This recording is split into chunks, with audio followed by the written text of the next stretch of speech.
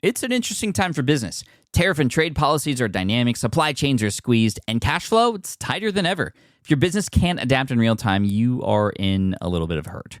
So how do you get full visibility and adapt in real time? Over 42,000 businesses trust NetSuite by Oracle, your AI-powered business management suite. It brings accounting, financial management, inventory, and HR all under one roof. NetSuite is the #1 cloud ERP for a reason. It's your single source of truth, giving you the data and control you need to move quickly. Real-time forecasting helps you move into the future with confidence, and with AI built in, you can automate the busy work and focus on strategy. NetSuite helps you see what's stuck, what it's costing you, and how to pivot fast. If I were running a business with a lot of moving parts, I'd use NetSuite for full control over everything. Tame the chaos with NetSuite. If your revenues are at least in the 7 figures, download the free ebook, Navigating Global Trade, 3 Insights for Leaders at netsuite.com/SPI. That's netsuite.com/SPI. The perfect product launch. It's the goal for every brand marketer. High heat, fast sellout, and fans posting recipes like trophies. What do Sydney Sweeney's soap drop, Taylor Swift's tickets, and your next launch have in common? Well, they're not bought, they're bragged about. Fanfare turns your drop into a moment. Fanfare cues real fans, blocks bots, and builds launch experiences worth screenshotting. Want hype without the heartbreak? Get Fanfare's 5-step hype drop playbook with our proven success formula and make your next launch unforgettable at fanfare.io/playbook. Again, fanfare.io/playbook. Congrats, your business is doing great. All your hard work is paying off, but you need help like now, and you have to hire fast. How can you hire amazing candidates quickly? Easy. Just use Indeed. When it comes to hiring, Indeed is all you need. Stop struggling to get your job post seen on other job sites. Indeed sponsored jobs help you stand out and hire fast. And with sponsored jobs, your posts jump to the top of the page for your relevant candidates so you can reach people you want faster. And it makes a huge difference. According to Indeed data, sponsored jobs posted directly on Indeed have 45% more applications than non-sponsored jobs. One of the things I love most about Indeed is that it has one of the largest databases of job seekers, giving employers access to a wide range of candidates. And with job alerts, I get notified when new candidates apply.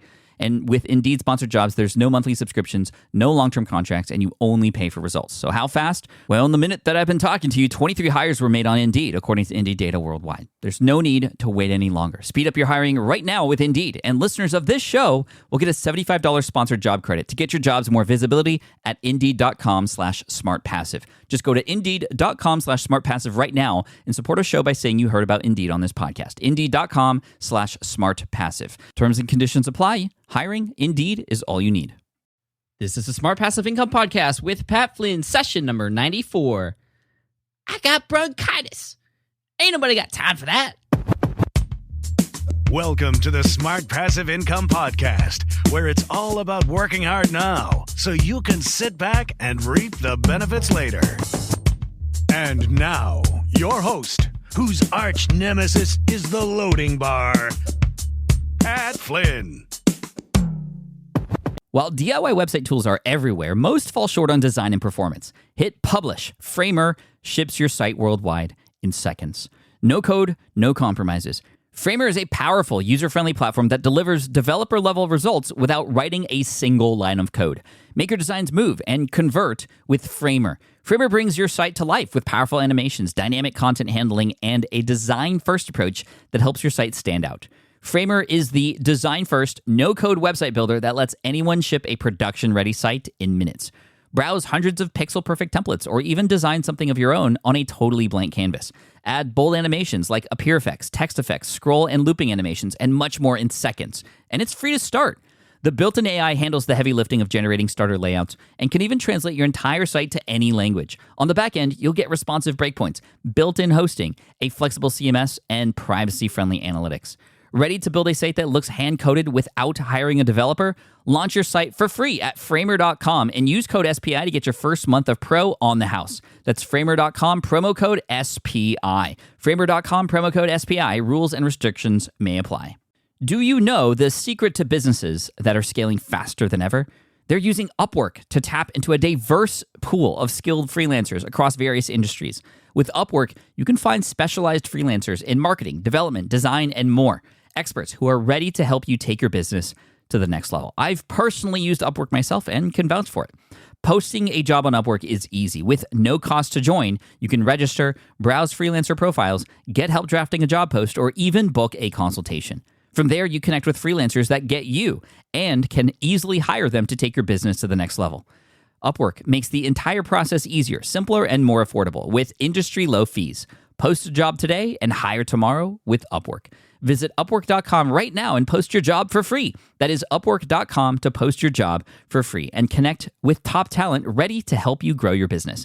That's Upwork.com. Again, Upwork.com. Hey, what's up, everyone? Pat Flynn here, and it is great to be back again. I have really, really missed you. I've been out of commission for a couple of weeks battling viral bronchitis. I actually did have bronchitis, and I was at New Media Expo in Vegas, which I'll talk about in just a second. But when I got back, just the coughing, it's been nonstop. It's actually been very terrible. And finally, after 2 weeks, I'm able to have enough energy again to record and get some work done. But that's the beauty of passive income. Like as I was out sick, my businesses continued to run, transactions continued to be made, and the blog and the podcast have continued to provide content to people. I love that. But like I said, I'm really happy to be back finally. I hope everyone else is doing okay. Apparently, like 25% of the people who went to New Media Expo contracted the same virus, which is crazy. And it's funny, my friend Eric Fisher from Beyond the To-Do List, another great podcast on iTunes, he said, we're all about things going viral, but not like this. That's for sure. But anyway, really quick, just to give you an update, New Media Expo, despite being sick on my way home and for a few weeks after, it was awesome. My presentation went very, very well. I spoke on the first day, and it was literally standing room only. And I even had a number of people sitting on the floor right up in front, sort of like story time at the library, which was really cool. But yeah, the room was like way too small for the crowd. So I actually made a little complaint about that because they were turning people away from the presentation. That can't happen. I mean, they stopped letting people in. I mean, yes, it was a fire hazard, and yeah, I get that. But I mean, I was really angry because a lot of people came up to me afterwards, and I felt like I had to apologize for the size of the room, which shouldn't happen. Well, long story short, I got upset. And by upset, I mean Pat Flynn upset, like, oh, I'm very disappointed, or oh, I can't believe this happened. And next year they are giving me a larger room. They heard so many good things about my presentation from the people who did show up and did grab a seat that they awarded me the opening keynote for the entire event next year, which is awesome. The opening, oh my gosh, I'm just so, just saying that out loud is so crazy. I mean, how awesome is that? From 4 years ago being a nobody at this conference to now doing the opening keynote for NMX in 2015. I can't even express how happy I am about that. And for those of you who do go, I promise there will be enough seating for you. Just thank you to all of you for all the encouragement and the support to help me break out of my comfort zone and get on stage back in 2011. I mean, I never would have thought it would lead to this, or at least this soon. So just thank you. Now, for those of you who weren't there, I did record my presentation, so look out for a post about that on the blog very soon. I actually finally took matters into my own hands as far as the recording is concerned, and I found a professional videographer to come and film the whole thing. And from what I've seen so far, it looks awesome, and I can't wait to share that with you. After New Media Expo, and getting into a little bit of what we're going to talk about today, I've had a lot of people from all levels of online business experience ask me, Pat, how do you prepare? How do you structure your presentations? How do you know what to include in them? And I know I talked about this a little bit in a previous podcast episode, which was all about public speaking, but I wanted to expand on it here today because the approach you take and the structuring of any piece of content that you create is extremely important, not just presentations that are done live, but any sort of content that you publish and share with the world, blog posts, podcast episodes, videos, infographics, anything. Taking a very purposeful approach to that piece of content that you're working on will help you get the most out of that information that's in your brain, and it'll help you make the most impact with it. So today I'm going to talk about how to approach the content that you create. And all of this comes out of my own experience as a content creator in all different mediums, from blog posts to podcast episodes to videos, public speaking, and also as a consumer of each of those types of content as well. I'm going to give you five different content creation tips. And by the end of this recording, I'm not exactly sure how long it's going to go because I'm not quite sure how long my voice will last with you today. But by the end of this episode, you'll be more confident as you create content. You'll create content faster, and you'll do it in a way so that it has more impact. Your message will come across that much stronger, and you'll be able to better keep the attention of those who are consuming that content too while they are consuming it. You know, we spend hours, sometimes over the course of multiple days, creating a single piece of content. And yes, after it's published, that doesn't mean you're done. So please keep that in mind. You work so hard on creating your content. You have to market that content after you press the publish button or upload that audio or upload that video to a server. But stepping back a bit, the marketing part of that piece of content starts even before you write, record, or film anything. And really it starts with the transformation. That's tip number 1. So we're talking about 5 tips to help you with content creation. This is tip number 1, and it's just a single word for you: transformation. It is probably my favorite word right now, and one that was inspired by my speaking coach, actually. His name is Mike P. This was back in 2012 because he asked me when we first started working together, before I told him anything about what I had in mind for what I wanted to present about, he said, "Pat, what's the transformation you want your audience to go through while listening to you speak? How do people come into the room, and how will they leave different? What does that transformation look like?"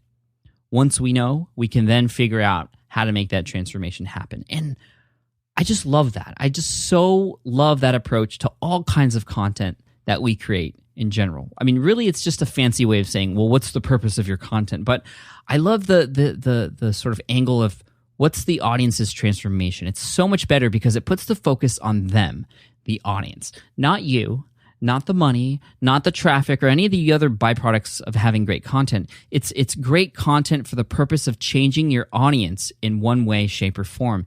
And when you can do that, when you can transform your audience, that's when traffic happens. That's when earnings come into play, if you give your audience opportunities to pay you back, of course. It's how you create raving fans. What's the transformation? It's such a great word. I want you to use it every time you create a piece of content. So whenever I'm about to create a new piece of content to publish, I think about that question. What's the transformation I want my audience to go through? Take this podcast episode, for example. I've already told you what that transformation is going to be. Just a minute ago, I said, by the end of this recording, you'll be more confident as you create content. You'll create content faster and with more impact, and you'll be able to better keep the attention of those who are consuming that content too while they're consuming it. That's the transformation. And it's always smart to tell your audience what that transformation is, no matter what type of content you're creating.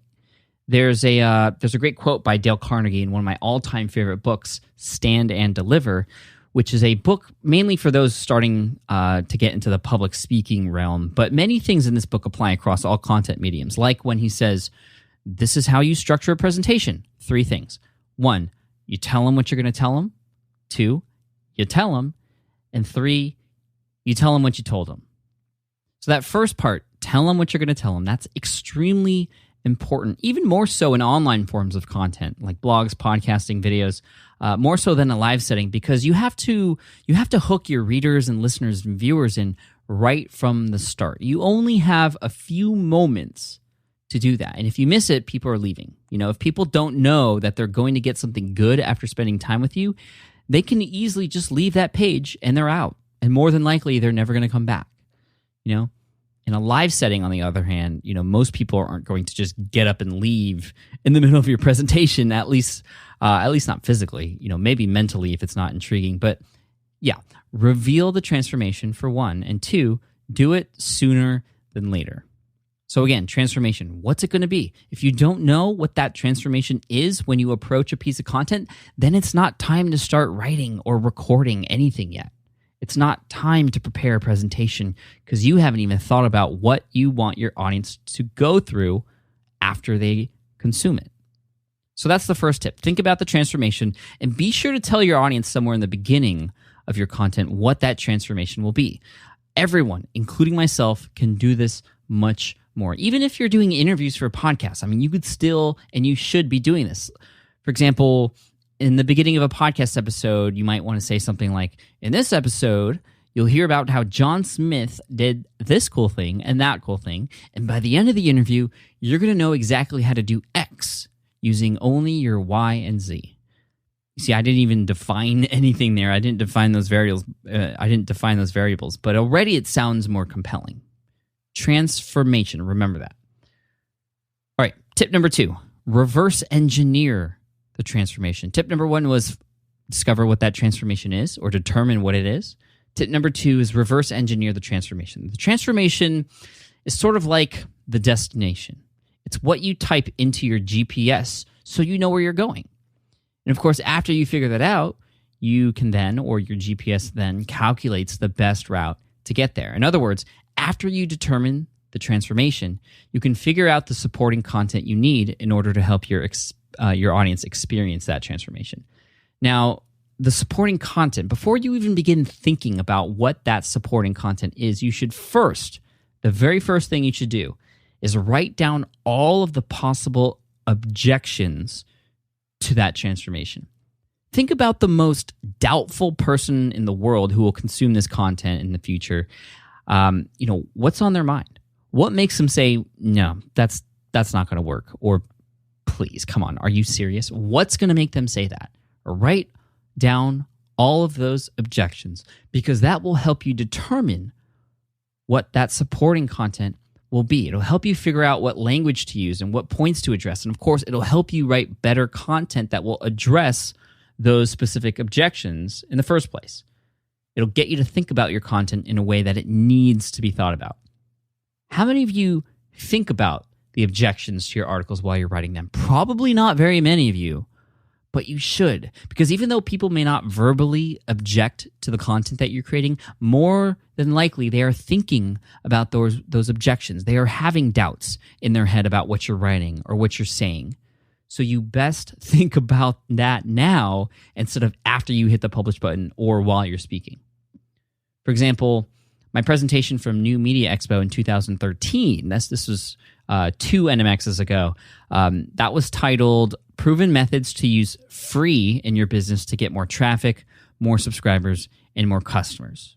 I wanted people to leave that room being excited about implementing some sort of free in their business based on the various examples that I was going to share. And there were some very, very clear objections that I thought about before even starting to create this presentation. These are objections that I thought about. Here's a few. I can't afford to use free because I need to make money as soon as possible. That's one. I've worked so hard on this. Why would I give it away for free? Aren't I devaluing my work by giving something away for free? I don't have a big enough audience for free to work with me. I've tried free and it didn't work. Isn't it manipulative to give something away for free as a means to make more money? I've been told to charge from day one. And okay, free works, I get it, but how do I know what will work for me? I mean, these are incredible, huge objections to exactly what I was creating a presentation about.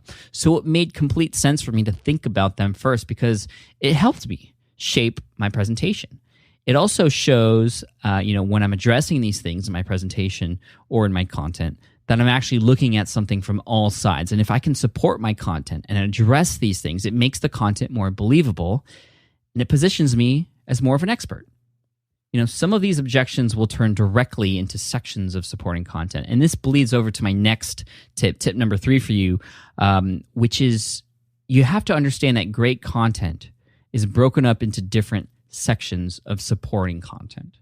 So I guess you could say subdivide the route. If you want to go back to the GPS example, like we talked about earlier, right? You typed in your destination and it's all calculated for you. How is that route presented to you? Usually it's in a list of steps because there are different parts of that route to take. You take the I-5 South, you head west on 52, you exit La Jolla Village Drive, and the destination is on the left, right? Much like that list of roads, you have to understand that in order to transform your audience, you have to guide your audience there by subdividing your content so it's easy to follow. You could hypothetically just write one long essay with no subsections like we did back in school when we wrote papers, right? Heck, you could even have one large paragraph, The same words that you would if you subdivided them, but just one large paragraph. No different paragraphs, no spaces or anything. But if someone blinks, they're lost, right? They have to start over to get to where they were. I mean, it's hard to find your place. When you subdivide your content, you're making it easier to digest, much easier to consume. And not only that, you're making it easier to remember. It's exactly like that roadmap with different turns. So what does this look like? Or how does it feel? Well, in a blog post, that means having different sections that people can see when they scroll down. Not just different paragraphs, but actual divided sections with titles, subtitles, subheaders to different sections of your blog post. Each section is a different supporting point. Perhaps the start of a new supporting story or a new case study or new research that you're talking about.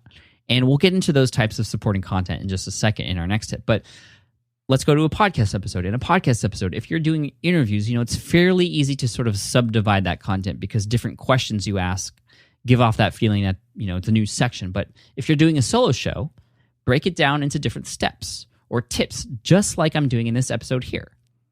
And in a podcast episode especially, since people are listening for longer periods of time, if you do break down your episode, which you should, since it's not scrollable like on a blog post, you should repeat those stages or steps or tips several times along the way to help your listener, remember where they are, to help them keep their place as they're going along. You should also do this in live presentations as well. So, I can just go, hey, tip number 1, remember, determine the transformation. Tip number 2, reverse engineer the transformation and think about the objections. Write them all down. Tip number 3, subdivide the route. Create sections of supporting content for that transformation. In a live presentation or on video, it works the same way. And of course, you can use slides or something on the screen to help, sort of give off the idea of that new section, to support the idea of that new section. Text on the screen to highlight a new section or a new slide. Now, one question I often get in regards to, these subsections within blog posts and podcast episodes and presentations is, well, how many supporting ideas are necessary? 2, 10, 20, 5, 25? I mean, what's a good number? Well, my answer to any question that has to do with how many this or how many this or that should I have, how many pages should my ebook be, how many modules should my course be, my answer is always the same. It should always be enough in order for you to get your point across. I don't really like saying a book should be a certain number of pages, for example, because then all of a sudden you're working too hard to write more pages than you might need to, or you start deleting pages just to get to that count, right? How many supporting points should you have? Well, there's really all that you need. That's it. No more, no less. But of course, I know you like numbers, and so if you had to choose a number, like if it was a life and death situation and you had to choose a number, a great number to go with is always 3. 3 is a good rule of thumb for most things dealing with creating supporting content. So if you're struggling a little bit, what is that transformation?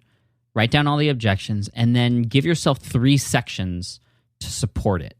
Within each of those sections, you can even go even further, and you could have 3 supporting stories for each of those sections, for example. 3 is always a good rule of thumb, but again, don't limit it to 3 just because I said so. Do what you need to do.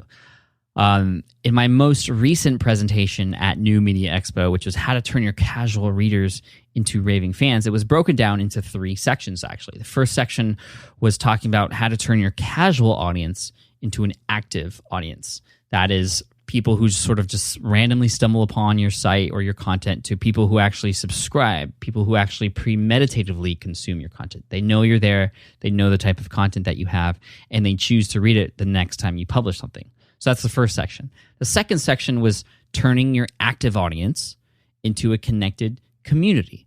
So now not only are you as the sort of owner of the brand or blog sharing information and giving information to your audience is giving information back to you and talking to you and also talking to each other. So that was the second section. And the third section was how to turn members of your connected community into raving fans. And the last thing I want to mention about subdividing your content is this. If there is any way to visually represent that subdivision of your content, do it.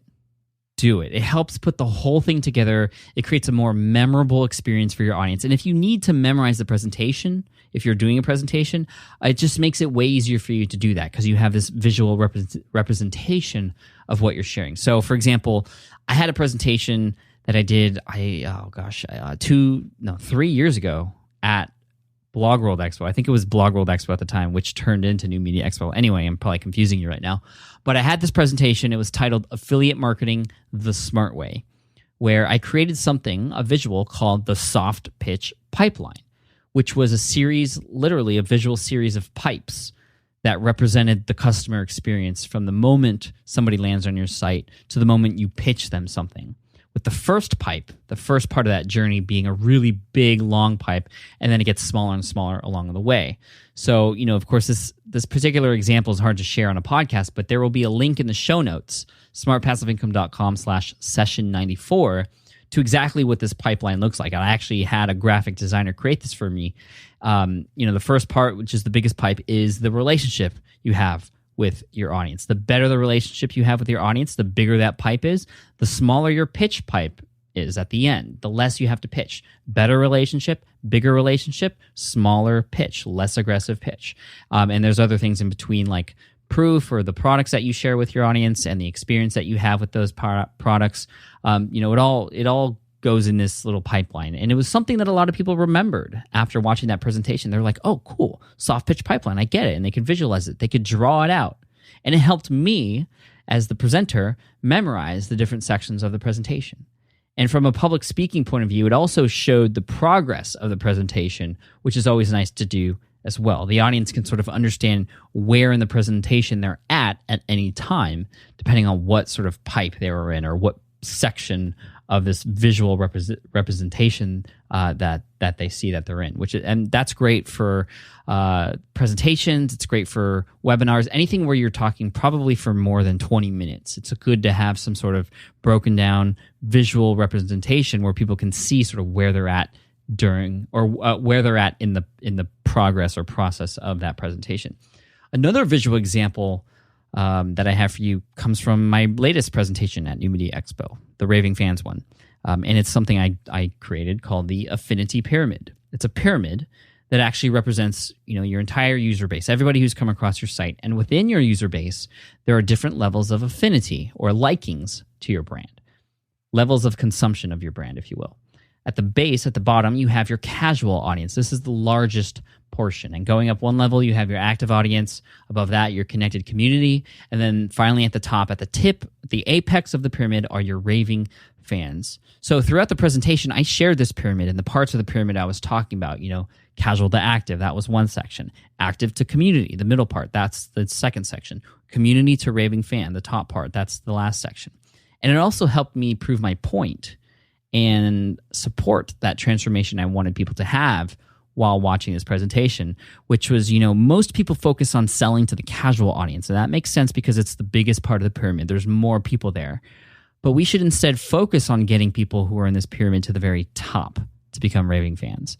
That's, the top part of your pyramid. That's the 20% of your audience that gives you 80% of your results. So instead of getting more people into this pyramid and selling to the casual audience, my sort of thesis here was, hey, let's just get people who are in your pyramid to the very top, and then your pyramid will expand anyway. So anyway, what's the point of all this? Supporting content, check. If possible, create a visual element to represent that content. It won't always be possible, but if it is, create it and name it. The soft pitch pipeline, the affinity pyramid. I totally made those things up, and that's okay. When you make up stuff like that, it becomes real. And when you make it up, it becomes yours. All right, moving on. Tip number 4 here for creating content. We're going to talk about the types of supporting content. So let's get into three types. Here I go again with the 3 thing. 3 types of supporting content for your transformation. These are my favorite types of content to include in any presentation, blog post, podcast episode. They just work. They just work really well. And most of the content I create falls into one of these 3 categories, although there's a lot more, but most of them fall into these 3 categories. The first one is story. Now, I've written extensively on the power of stories and how they can just draw an audience in, and especially when you're talking about transformation. I mean, transformations are shared through story most of the time anyway. So you should be sharing stories whenever you can. And what I love about stories is that, I often find myself going back to the same stories over and over again when I start talking about the same topics I've talked about in presentations before. Like whenever I talk about proof, sometimes it's during a Q&A, or sometimes it's just in a casual conversation at an event. I always bring up the same story that I've included in my presentations before, because they're just easy to remember. You don't need to remember them word for word. You're telling a story like you would tell a friend. And I always bring up the story of when I watched a documentary called Fat, Sick, and Nearly Dead. This is when I'm talking about the power of proof. And this documentary is about a guy named Joe Cross who lost a ton of weight and became extremely healthy after going on a juicing diet because, and it was enough proof for me. I mean, I watched that documentary. 20 minutes later, I had a receipt in my inbox in my email from Amazon for a Breville juicer. Like, I was just totally convinced because there was proof in that documentary. When I talk about why relationships are the most important thing in the world for your business, and how the stronger the relationship you have, the less aggressive you have to be when trying to sell. I always tell the same story when my wife was pregnant and it was 2 a.m. and she'd ask me to go to the store and get a Snickers bar, right? No selling needed. We have that relationship with each other. She just tells me what to do and I do it. I'm not whipped. Maybe I am a little bit, but more so, I care about her, and probably even more so at that time, I didn't want to sleep next to an angry, hungry, pregnant woman. Right. So I always tell that same story, and it always gets people laughing, especially that last part. And, it's just, it's in my story bank. This is something that I think is really important that we should all have. We should all have a bank of stories that we tell in certain situations or when certain things come up. Ramit Sethi from I Will Teach You to Be Rich, he was on episode 92 of the SPI podcast, actually, very, very recently. I don't remember where he said this, but it was such a genius idea. He just has these stories, and I think when he goes on interviews on TV and just does Q&A at conferences or just talks to people casually, he can pull out a story for a perfect, situation, and it just sounds beautiful because he's said it many times before. I think we should all have our story bank, and it's something that you can't just be like, oh, okay, I'm going to tell this story in this situation, I'm going to tell this story in this situation. It just sort of happens over time as you put yourself in situations to tell those stories in conversation with other people or at presentations. And most of the stories that I tell in this fashion that seem almost rehearsed, if you will, are stories that I've told in presentations and stories that I've told in my blog posts too. So just write more stories, tell more stories, share more stories, and you're going to find yourself, bringing yourself back to these stories the more you start to talk to other people. Anyway, just sort of went off tangent there. But anyway, in my most recent presentation at New Media Expo about creating raving fans, I actually made it mostly full of stories. Most of the entire presentation was just a bunch of different stories that supported this transformation and the idea of having or transforming your casual audience into raving fans. And I talked about how my wife became a Backstreet Boys fan.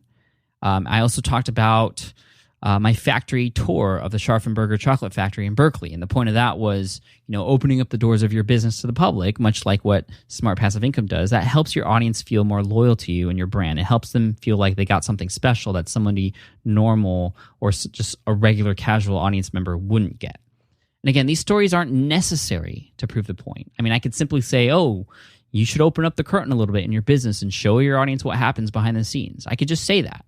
But because I told a story, because I have the story to go along with it, it becomes more memorable and relatable. So keep that in mind. Whenever you have a chance to wrap your message in a story, do it. So that's content type number 1, story. Content type number 2 is a case study. If you can share something that you did or something an audience member did that proves your point, that represents your supporting point or demonstrates the transformation, you have to do it. SPI, of course, is all about case studies. That's where I get the term crash test dummy from. I just try different things, see if it works. And people love that. And they love it because it's not always going to work. Sometimes I fail. A lot of times I fail. And that's okay. And sometimes you'll fail too. As long as it becomes a learning experience for your audience, it's worth it. And at least you tried, right? Try something, see if it works, and share the results. That's the best way to get completely unique content because no one else will have that same experience. No one is like you, but no one else will also have the same experiences as you. People love the case studies and experiments to help you prove a point, which ties into content type number 3 a little bit, which is research and data. Research, like legit research. It's awesome because, if there's some good data and conclusions behind it, the numbers don't lie.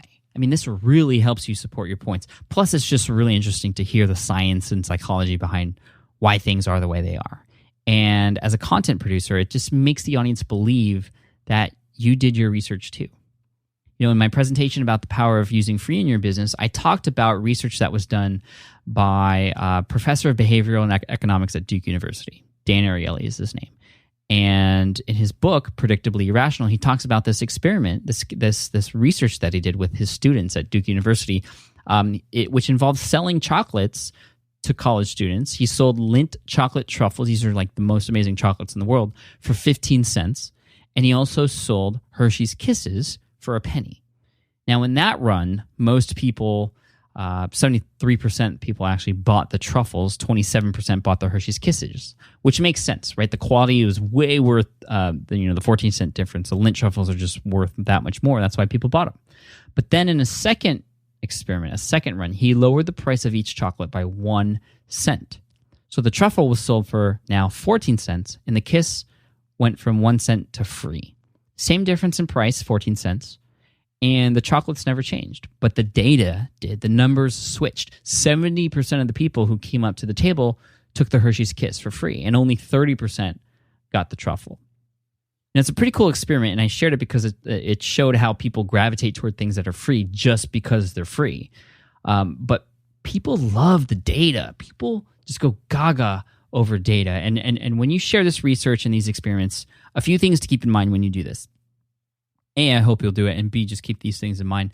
And this is actually a tip I got from Derek Halpern, who reads this kind of research night and day, which is why people, including myself, love his blog, Social Triggers. It's just full of these kinds of research experiments and case studies.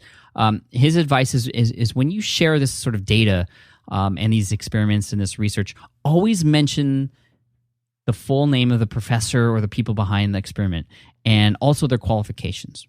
Right? For example, I shared Dan Ariely, professor of behavioral economics at Duke University. It sounds impressive, right? And it makes the research more real to those in the audience, and it's more compelling. Also, use exact numbers too if there are any numbers involved. 73%, 27%. If there's dollar amounts, go to the cent if possible. Instead of saying, "Oh, I made $4,000 last month," say, "I made $3,912.15." Again, it makes it more legit. So that's the 3 types of supporting content for you: stories, case studies, and experiments that you or your audience does, and 3, research and data. Now, finally, last but not least, and again, these are tips to help you create better content, more memorable, more impactful content. The final tip is this, tip number 5. Create memorable bread. Bread, what's that mean? Well, your content is like a sandwich, right? Your supporting content, the parts in the middle is your meat. The beginning and the middle of your presentations are the bread. You have to have a great, compelling beginning to your content, and you have to have an even better ending, right? The beginning is what draws people in. It's what captures their attention and lets them know that they should stick around, right? When you bite into a sandwich, the first thing you bite is the bread, and you just want to keep going if it's good, right? And the end is what people remember because it's the last thing they experience before they leave the room, or they finish that podcast episode, or stop reading your content. So let's start first with the beginning. I think too many people think about the start of their presentations first, before creating any of the supporting content, before thinking about the transformation even.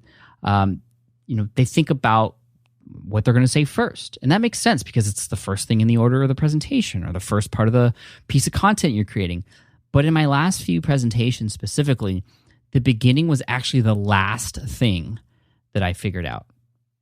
Part of that is because I knew I wanted the beginning to be awesome, so I wanted to spend more time on it. But it's also because I know that if you can get the supporting content down, the meat down, how you start off will become that much clearer. in my presentation about free, for example, I had all the supporting content there already. And it wasn't until a week before the presentation that I finally asked myself, okay, I have all this great content in the middle here. How am I going to draw people in right from the start? I need a way to show everyone that free just makes people do crazy things. It gets people to act irrationally. And that's when I started searching on YouTube and Google for things like, what will people do for free? Or what people will do for free things, or crazy things people have done to get a free blank. And that's when I stumbled upon a video that I found, which actually shows people pressing a button. And it was actually a marketing campaign, but it was a fun little experiment too. This video shows people pressing a button, a big red button on this machine in the middle of a shopping area to get a free box of chips or crackers or whatever. It's not a US-based product, so I don't know exactly what it was. But it starts off by someone pressing it 100 times, and then they get this box comes out of the bottom, and they walk away. And then 200 times, and then shows somebody clicking it 500 times. And then there's one woman who is shown on the screen 5,000 times, and she's clicking away. It's like 4,999, 4,998, blah, blah, blah. And it's really funny. I mean, it's just, she's there forever. People are laughing, and she's just drawing this huge crowd. It's a really funny, creative video. And so I decided to start with that. And what was cool is that it broke the ice right away. It held people's attention. It was funny and compelling, and it was only a minute and a half long. And it made me, the presenter, more comfortable before it was time for me to speak. People were already engaged before I had to do anything, which is pretty cool. So that's one way to start a presentation, a video that sort of relates to everything you're talking about. But another tried and true method of starting any piece of content is to go straight into a story. And in my most recent presentation, I decided to do that. Ooh, the voice is going away. I'm almost at the end here. But I decided to tell a story about how my wife, April, became a Backstreet Boy fan when she was a teenager, which culminated into a video of her in present day. This was recorded like a couple weeks before the presentation. It was a recording of her rummaging through her Backstreet Boy memory box, or whatever you want to call it. And she pulled out programs from concerts and action figures of these guys. It was crazy. I mean, even a framed picture of one of the members. And then April says some things that are terribly hilarious. I mean, mostly because they poke fun at me, but that was a memorable way to start and engage the audience. If I simply just said, hey, here's why raving fans are important, here's how you can get them, that's kind of boring, right? Start with a story, especially if you have a personal one that goes with the topic and the transformation you're creating content about.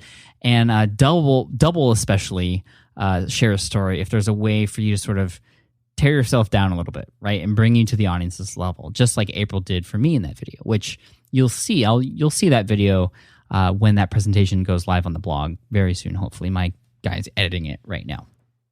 Now, on to the ending. The ending. I've seen it way too many times in blog posts, podcast episodes, and especially in live presentations. It's sort of the ending sort of just gets overlooked or forgotten. Or whatever was put there was almost just an afterthought, or was just put in last minute, which is sad because many of those presentations were really good, right? The conclusion just doesn't do the rest of it justice, right? And unfortunately, like I said, it's the last thing people remember. So you could have the best piece of content in the world, the best presentation, the best podcast, the best blog post, but if it doesn't end well, or if it sort of just ends abruptly without thought, the rest of the presentation or the rest of that content just suffers, which is not what we want to happen. Online, in blog posts, podcast episodes, videos, webinars, and actually, now that I'm thinking about it, in all types of content, including live presentations, you definitely want to leave with a call to action in mind. Have people take the information you've shared with them and put it to good use. Actually do what was talked about so they can see the results of what they learned and become even bigger fans of what you do. That call to action is extremely important. And of course, it should be related directly to what the transformation you want your audience to go through is, right? That's a given, of course. Now, the ending actually is something I've always struggled with as well. And yes, the call to actions are there, but like many others, it would be an afterthought. Or I'd say to myself, well, if the rest of the content is good, then the ending will just work itself out, or people will remember the middle. Yes, they will remember the awesome stuff in the middle, but like, if your bread is old and moldy, like it doesn't matter what you have in the middle, right? Your sandwich is ruined, you know? No moldy bread. We don't want any moldy bread. So how can you tie everything together? In some of my more successful presentations that I've done, I've concluded these presentations by getting my audience involved. And this works in online form of content too. Actually, you know, I have the audience participate in something. Or if you can't get everyone to participate, have one or two people participate. And what happens is that those one or two people, they sort of represent the entire audience. So the entire audience feels like they're getting involved anyway. But, you know, put that information to the test that you just shared and demonstrate how it works. I did this in a live presentation at NMX 2 NMXs ago, the free presentation. And I actually called two people up to the stage instead of doing a regular Q&A. I actually did what I like to call a reverse Q&A. And I actually asked questions to the people who came up to sort of dissect their business and then help them figure out a way they can use free in their business. And what this did is it helped those people directly, of course, but it also helped the entire audience see how everything was implemented. It was pretty cool because one of those people who came up was actually John Dumas from Entrepreneur on Fire when he was first starting out. And to this day, he's still using some of the advice I gave him right there on stage to help him generate leads for his business, which is awesome.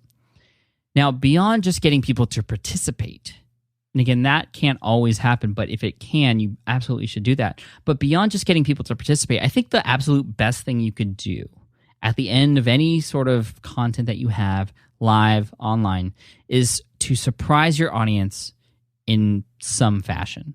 You know, that's always the best. You want to give 100% to your audience, but it's that unexpected 1% extra that you give that really makes people remember the presentation or the content and leaves them feeling good. You know, the same with your online content. It's not going to always be possible, and of course you want it to make sense and you want it to be relevant and not forced. Like if I were to say, "Okay, guys, thanks for listening to this episode. I'm giving away a Kindle to a random listener."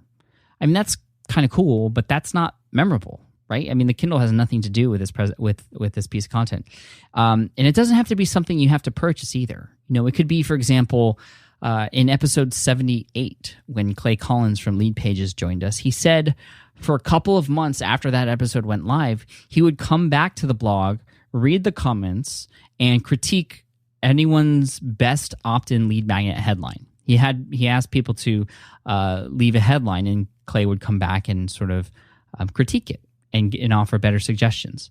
And that's why there are almost 700 comments on that podcast episode. But the point is, you know, that was an awesome, unexpected surprise by him. And it was actually a surprise to me too, actually, when he suggested that. But super cool, definitely memorable. And what was really cool about that is it sort of combined the call to action, which was to leave a headline, and it combined that with getting people involved, and the surprise, Clay coming on and critiquing and offering suggestions, which is pretty cool. So how about that? We finished our tips for better content creation. My voice is about to go, but let's go through these tips one more time. Tip number 1, think about the transformation. What's the transformation you want your audience to go through? Tip number 2, reverse engineer and think about all the objections your audience might have to what you're about to share in that piece of content. Tip number 3, subdivide the route. You know, take that destination and turn it into turn-by-turn instructions, right? Break up your content so it's easily digestible. Tip number 4, think about the different types of content you can create. Use more stories, case studies, research. And tip number 5, the bread. No moldy bread, right? Good start, good finish. So the entire meal just comes together. And that's number 5 on purpose, because that you should think about the beginning and also the end of your presentation last. You know, get that middle stuff, get the transformation first, but then get all the supporting content in there in the middle. The beginning and the end will come, I promise. And I want to thank you so much for taking time out of your day and spending it with me here on the podcast. I appreciate you so much. And thank you to everyone who had wished me a quick recovery. It wasn't quick, that's for sure. But I'm here, and I'm delivering as much as I can for you. Let me know what you think. Head on over to the show notes, smartpassiveincome.com/session94. Leave me a note. Also, if you have time, write me a review on iTunes, an honest one. If you haven't done it yet, now is the time. You only have to do it once, and I look forward to your honest feedback. Thank you so much. Chat soon. Take care. Stay healthy, healthier than me, and I'll talk to you later. Peace. Thanks for listening to the Smart Passive Income Podcast at www.smartpassiveincome.com.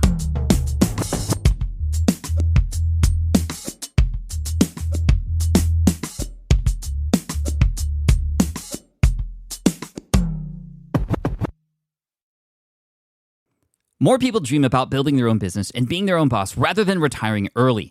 But a majority of them never even take the first steps to register the business. Why? Because starting a business can feel overwhelming. With legal forms, paperwork, finances, it's a lot. And that's where Taylor Brands comes in. Taylor is a complete business builder designed to make launching your business simple and stress-free. You can register your LLC in just minutes, keeping your personal and business assets separate from day one. And from there, you can get access to everything you need to get off the ground, from legal documents, licenses and permits, invoicing and bookkeeping tools, and even a 100-day business coaching program to help you hit the ground running. You'll also get a free personalized business plan, branding tools, and so much more. And of course, our listeners get an exclusive 35% discount to get started. Just head to taylorbrands.com/SPI. That's TAILORBRANDS.com/SPI. Stop dreaming, start building with Taylor Brands. Hey, fellow podcaster, does this sound like something you've experienced? Record your podcast episode on one platform, download the files, edit in another app, then fire up a different tool just to create these social clips. Well, it can be clunky, time-consuming, and frankly overwhelming, especially for creators trying to grow. And that's why I'm excited to tell you about Riverside. Riverside is the all-in-one platform. Record, edit, and repurpose your podcast content all in one place. You just log in, record with your guests no matter where you are in the world, and just like that, studio quality audio and high resolution video. We use Riverside here at SPI as well now. With built-in AI, I can automatically clean up my audio, saving myself so much editing time, and it can even auto-generate clips to make promoting the show a breeze. And with Magic Clips, I can grab the best moments and repurpose them as short-form video, perfect for YouTube Shorts, TikTok, or Instagram, without re-recording a thing.